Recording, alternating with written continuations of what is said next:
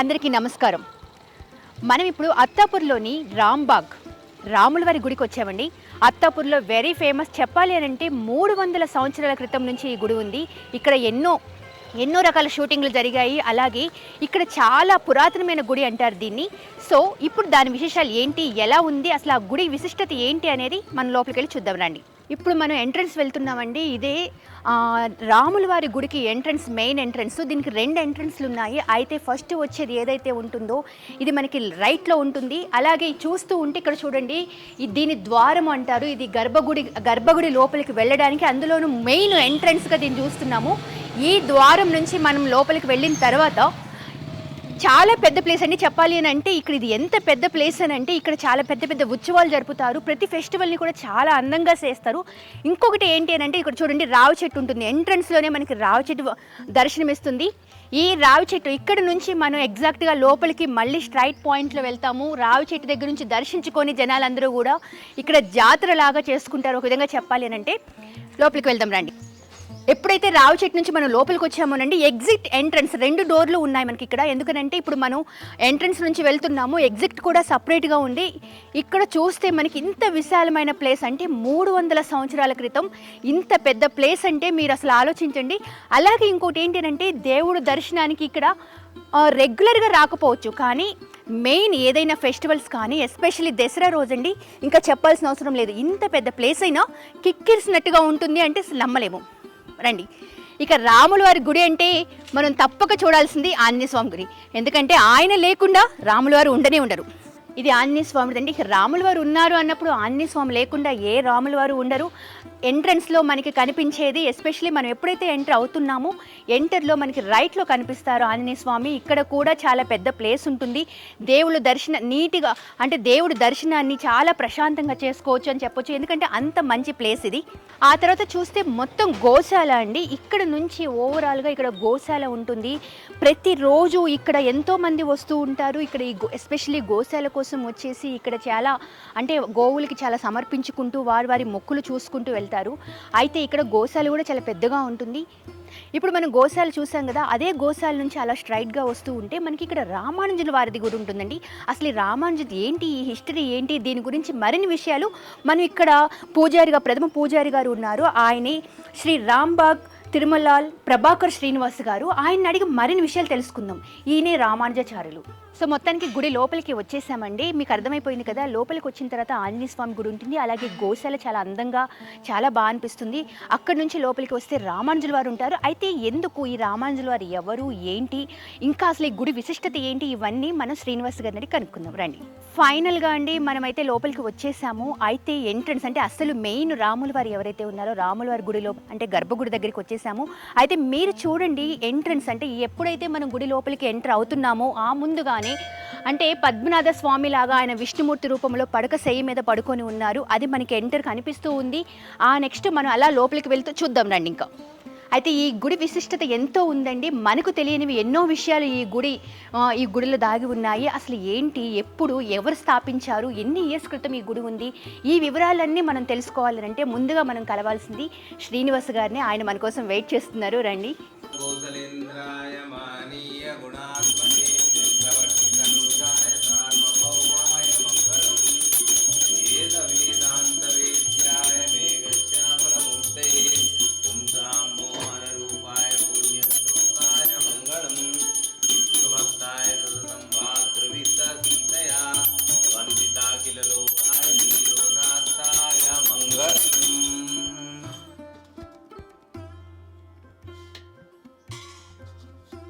మంగళాశాసనపరై మదాచార్య పురోగమై సర్వైశ్చ పూర్వైరాచార్యై సత్కృతాయాస్తు.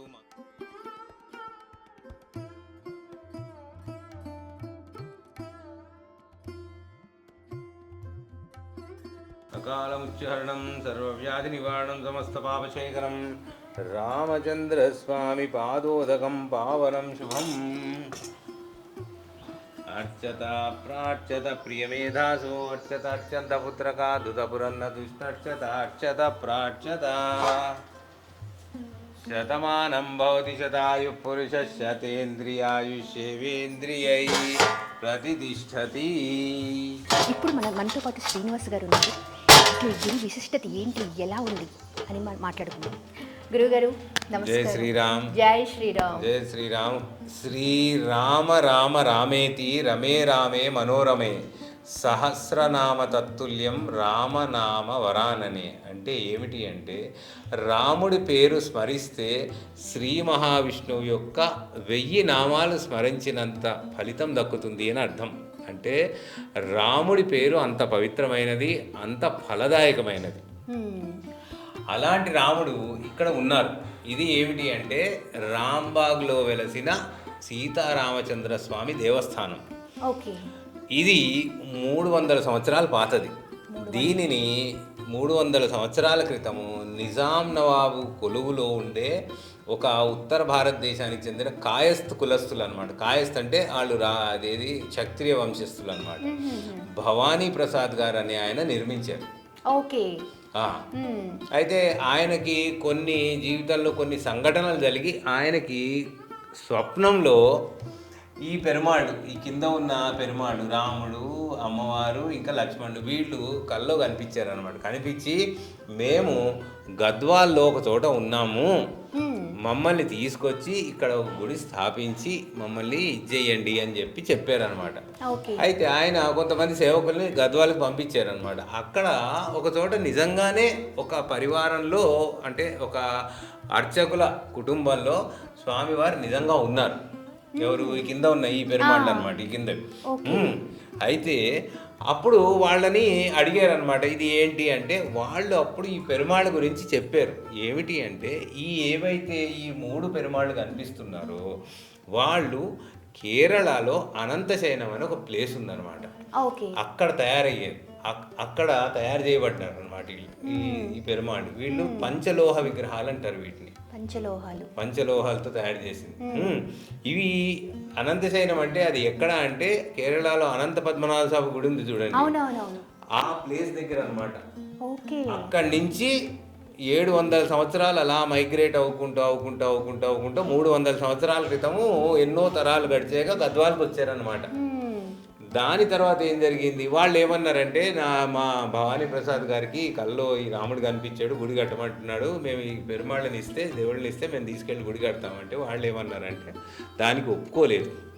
అంటే మా పూర్వజులు అనమాట, 300 సంవత్సరాల క్రితం మా వంశస్థులు వాళ్ళు ఏమన్నారంటే మేము ప్రాణత్యాగం అన్నా చేస్తాము కానీ ఈ పెరుమాళ్ళని అయితే వదిలేదు. ఆ కాలంలో ఇంకా ధర్మం ఉండేది కాబట్టి వాళ్ళు అప్పుడు ఆయన ఏమన్నారంటే, సరే మీరు కూడా రండి, మీతో పాటు మీ పెరుమాళ్ళని తీసుకురండి, ఇక్కడ గుడి కట్టిద్దాము, ఆ గుడిలో మీకు ఉందాము, మీకు అన్ని వసతి అన్నీ ఏర్పాటు చేస్తాము, గుడి అలాగని చెప్పి తీసుకొచ్చారనమాట. తీసుకొచ్చి అప్పుడు గుడి నిర్మాణం ప్రారంభమైంది. ప్రారంభమయ్యి అది కొన్ని సంవత్సరాలు సాగింది. అది దీంట్లో విశిష్టత ఏమిటి అంటే ఇది ఒక నల్ల రాయి. ఇది పై నుంచి కింద దాకా ఇదంతా ఒకటే రాయి అనమాట. ఈ కింద ఇత్తడి కనిపిస్తుంది చూడండి, ఇది ఆ పైన ప్రభలు ఇవన్నీ రాయివే. ఒకటే రాయిని, పెద్ద రాయి బ్లాక్ అని తీసుకొని దాంట్లో చెక్కారు అనమాట. ఈ కింద ఇది ఉంది, ఈ కింద కనిపిస్తుంది, బేస్ కనిపిస్తుంది చూడండి, ఆ బేస్ వెనకాల కూడా రాయి ఉంది, ప్లాట్ఫామ్. దాని మీద ఒకటే ఏకశిల, మోనోలిత్ అంటారు దీన్ని, దాంట్లో నిర్మించారు అనమాట. ఇలాంటి రాయి మొన్న అంటే ఈ మధ్యకాలంలో ఒక ఆయన ఎవరో రాళ్ళకి సంబంధించిన ఒక నిష్ణాతుడు, స్పెషలిస్ట్ ఒక ఆయన వచ్చి, అరే ఈ రాయి ఇలాంటి రాళ్ళు ఇప్పుడు దొరకట్లేదు అంటే, ఇది రాళ్ళ గురించి నాకు ఎక్కువ తెలీదు కానీ ఇది చాలా ప్రత్యేకమైన రాయి అనమాట. ఇలాంటి రాళ్లతో ఈ దేవుడి విగ్రహాలే తయారు చేస్తారు, చెక్కుతారు అనమాట. ఇదే సేమ్ డిజైన్ అమ్మపల్లి రామాలయంలో కూడా ఉందన్నమాట. అమ్మపల్లి రామాలయంలో అక్కడ ఉంది. అలాగే అదిగాక ఇంకొక ప్రత్యేకత ఏమిటి అంటే ఈ రాముడి చుట్టూ ఇక్కడ దశావతారాలు ఉన్నాయి. ఇక్కడ మత్స్యావతారము, కూర్మావతారం, వరాహ అవతారము, ఇలా అన్ని. ఇది గొప్ప అన్నమాట, దీని ప్రత్యేకత.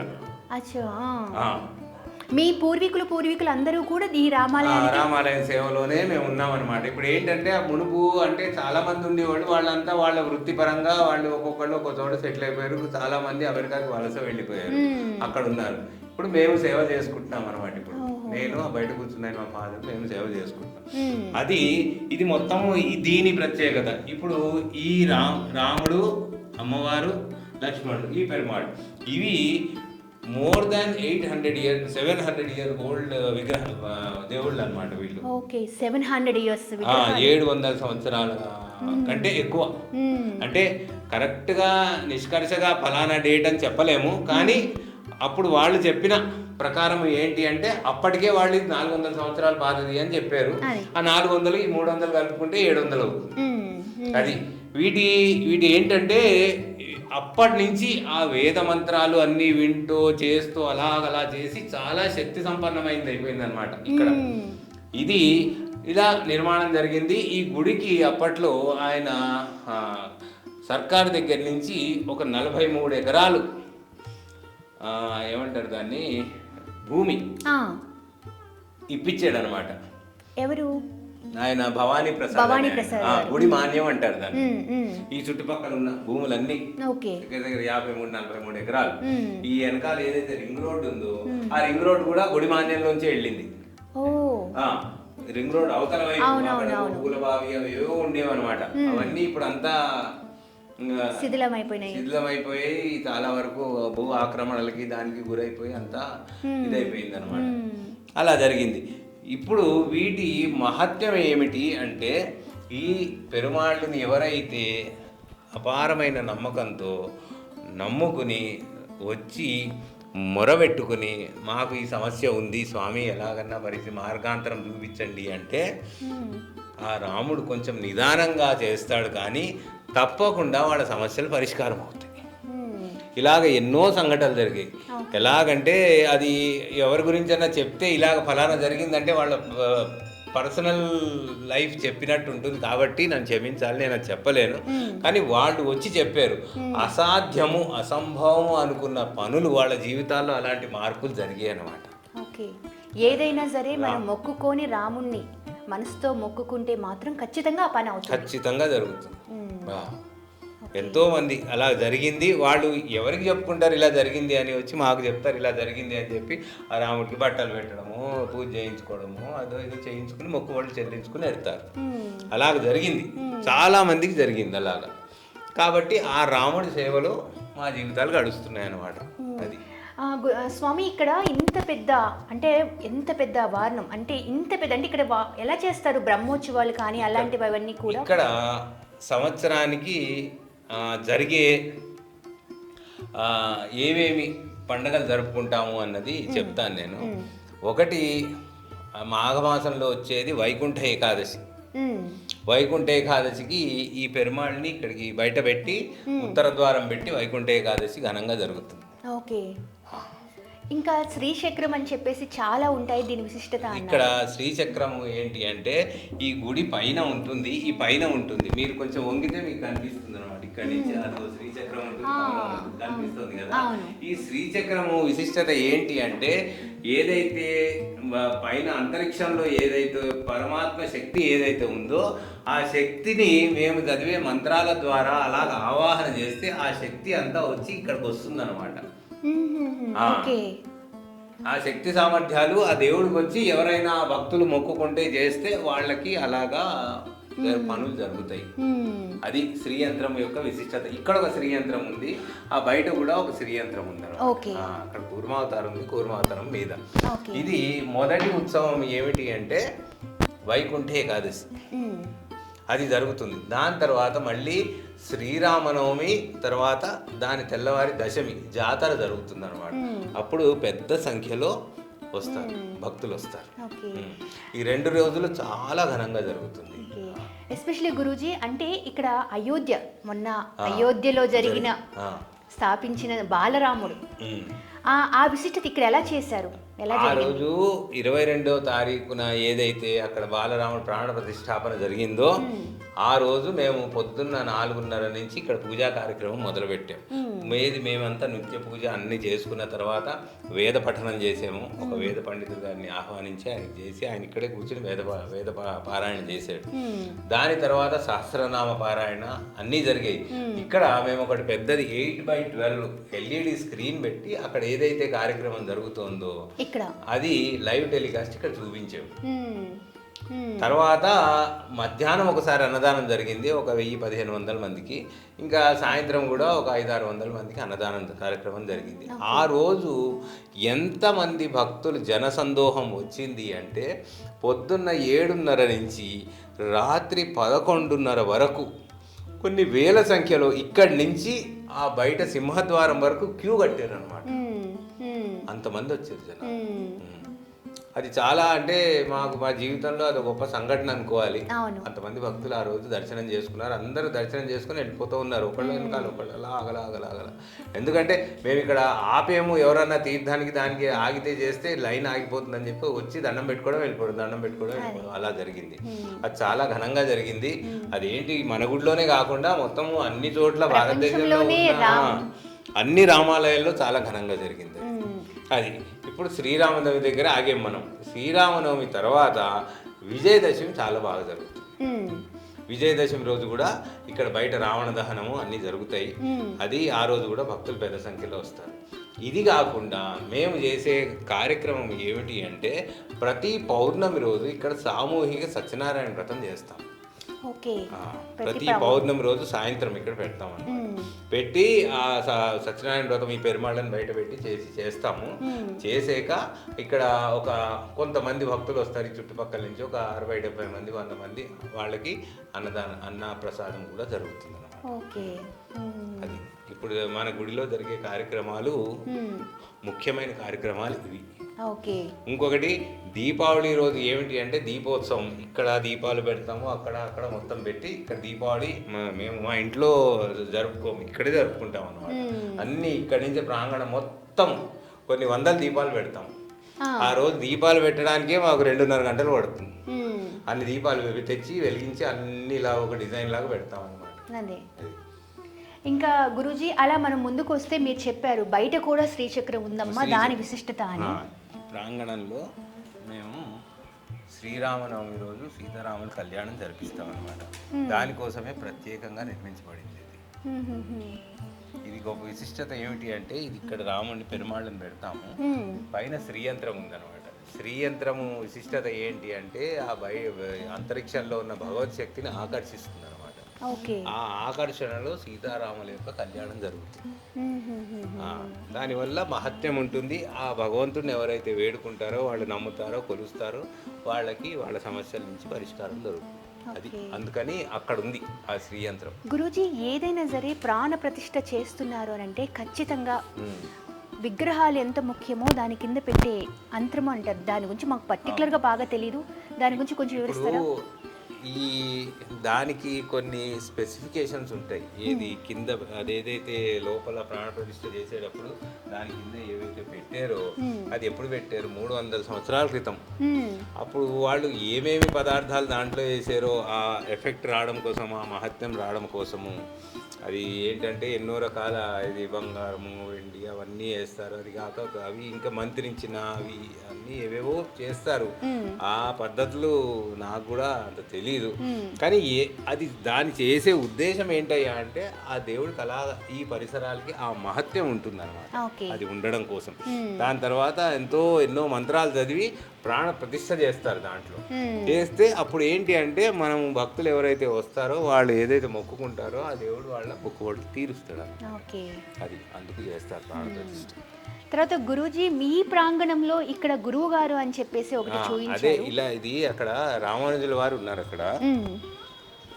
అయితే ఇలాంటిదే దీన్ని మొన్న అక్కడ శంషాబాద్లో కట్టేది చూడండి, రామానుజ వారి ఆలయం. అవునవునవును. అంటే ఇది ఇక్కడ చిన్నగా ఉంది, అక్కడ చాలా పెద్దగా కట్టారు. అది ఇదొక గుడి. రోజు ఆయనకు కూడా పూజ చేస్తాం మేము. అది కాకుండా అక్కడ ఆంజనేయ స్వామి వారు ఉన్నారు. ఆయనకి అది ఏదైతే ద్వారం ఉందో ఆ ద్వారం ఎప్పుడు మేము క్లోజ్ చేయమన్నమాట. ఎందుకంటే ఇక్కడ ఉన్న రాముల వారిని ఆయన అలాగా 24 నిరంతరం కాపలా కాస్తూ ఉంటారు అన్నమాట. అలాగా అందుకని దాని విశిష్టత అక్కడ ఎదురుగుండా ఉంటుంది అనమాట. ఈ రాముల వారిది, ఇక్కడ ఆంజనేయ స్వామి ఫేస్ టు ఫేస్. గురూజీ తర్వాత ఇక్కడ బావి కొన్ని ఏళ్ల క్రితం ఉంది అన్నారు, దాని విశిష్టత ఏమిటి ఇక్కడ అసలు? ఈ బావి విశిష్టత ఏంటంటే మేము చిన్నప్పుడు దాంట్లో నీళ్ళే తాగేవాళ్ళము, దాంట్లోనే వంటలు చేసుకునేవాళ్ళు మా పూర్వీకులు వాళ్ళు. అయితే ఇప్పుడు ఆ బావిని కొంచెం పూడుకుపోయింది, పూడికి తీయాలన్నమాట. ఈ బావిలో నీళ్లు చాలా తీయగా ఉంటాయి అన్నమాట. అప్పట్లో తవ్విన బావి అది. అన్ని ఏళ్ల క్రితం తవ్విన బావి. ఓకే. ఆ బావి విశిష్టత అది. ఇక్కడ ఇంకొకటి మారేడు చెట్టు కూడా ఉంది. మారేడు చెట్టు ఏమిటి అంటే ఎప్పుడైనా శివార్చన పక్కన శివాలయం ఉంది కాబట్టి వెనకాల ఎప్పుడన్నా బిల్వ దళాలు కావాలి అంటే వాళ్ళు తీసుకెళ్తారు. అది ఇది ప్రాకారం అన్నమాట. ఈ దేవుడి చుట్టూ ప్రదక్షిణం చేసుకోవడానికి ఇటు నుంచి వెళ్తే అటు నుంచి బయటకు వస్తాం. రోజు మేము భక్తులకి పొద్దున్నే నిత్య పూజ నిత్య సేవ అయ్యాక తీర్థ ప్రసాదాలు ఆశీర్వచనం అన్నీ ఇస్తాము. భక్తులు వచ్చి తీర్థం ప్రసాదం అన్నీ తీసుకుని పెడతారు. తర్వాత ఈ కట్టడం గురించి అంటే దీనికి ఏదైనా ప్రత్యేకత ఉంది అంటారా? దీనికా ఇది ప్రాచీన కట్టడము. దీంట్లో విశిష్టత ఏమిటి అంటే ఇదిగో ఇక్కడ పైన చూస్తున్నారు కదా, ఇది ఒక రాయి, ఇది మొత్తం ఒకటే రాయి. ఒకటే రాయితో ఇది ఒకటే రాయి, ఇది ఒక రాయి, ఆ పక్కన అది ఇంకొక రాయి, అది ఇంకొక రాయి, ఇది ఇంకొక రాయి, ఇది కూడా ఒక రాయిలోంచి చెక్కినవి. ఆ 300 సంవత్సరాల క్రితము ఆ రాయి బరువు ఎంత ఉంటుంది? 1 టన్ను 2 టన్నులో ఉంటుంది. దాన్ని ఎలాగ ఎత్తారు అంత పైన, అలాగ అలైన్మెంట్లో అంత బాగా ఎలా పెట్టగలిగారు అంటే అప్పట్లో అంత గొప్ప సివిల్ ఇంజనీర్లు ఉండేవాళ్ళు అనమాట. ఇప్పట్లాగా అన్నీ అది యంత్రాలు అవి లేకపోయినా కానీ అప్పుడు ఏ టెక్నాలజీ వాడారో తెలియదు కానీ అంత గొప్పగా కట్టారు అనమాట. ఇవన్నీ ఏంటి? సిమెంటు లోపల ఇనుము పెట్టి కట్టినవి కాదు, ఒకదాని మీద ఒకటి అమర్చారు అనమాట. ఇందాక మీరు దీని గురించి విశిష్టతగా చెప్పారు, అంటే ఒక స్తంభం ఉంది అంటే మామూలుగా కాదంటే దీనిలో ఇప్పుడున్న టెక్నాలజీ అని ఒక్కసారి దాని గురించి చెప్తారా? దీంట్లో ఇవి జామెట్రికల్ ఫిగర్స్ అనమాట. ఇది ఈ ఫిగర్ని జామెట్రీలో రాంబస్ అంటారు, దీన్ని క్యూబ్ అంటారు, దీన్ని పాలిగాన్ అంటారు, దీన్ని ఆక్టగాన్ అంటారు, దీన్ని క్యూబ్ అంటారు, దీన్ని ఆక్టగాన్.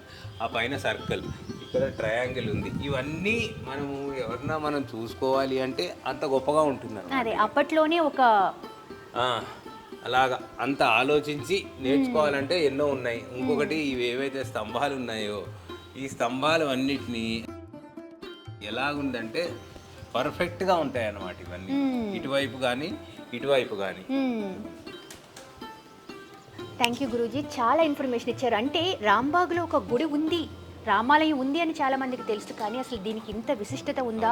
ఇన్ని సంవత్సరాలు అంటే ఇన్ని సంవత్సరాల పాత గుడి, ఎప్పటో పూర్వీకులు చేసిన గుడి ఇంత అద్భుతంగా ఉంది. అందులో మీరు చెప్పారు ఇక్కడ ఈ బావి గురించి, ఆంజనేయ స్వామి గొప్పతనం గురించి, అలాగే అసలు రాముణ్ణి మొక్కుకొని అంటే మనసుతో ఎంతో విశిష్టంగా ఎంతో ఇష్టంగా మొక్కుకుంటే తీరని మొక్కు ఉండదు అన్నది మీరు చెప్పారు. నిజంగా ధన్యవాదాలు మీకు, మీ విలువైన సమయాన్ని కేటాయించినందుకు. జై శ్రీరామ్, జై శ్రీరామ్, జై శ్రీరామ్. సబ్స్క్రైబ్ చేయండి.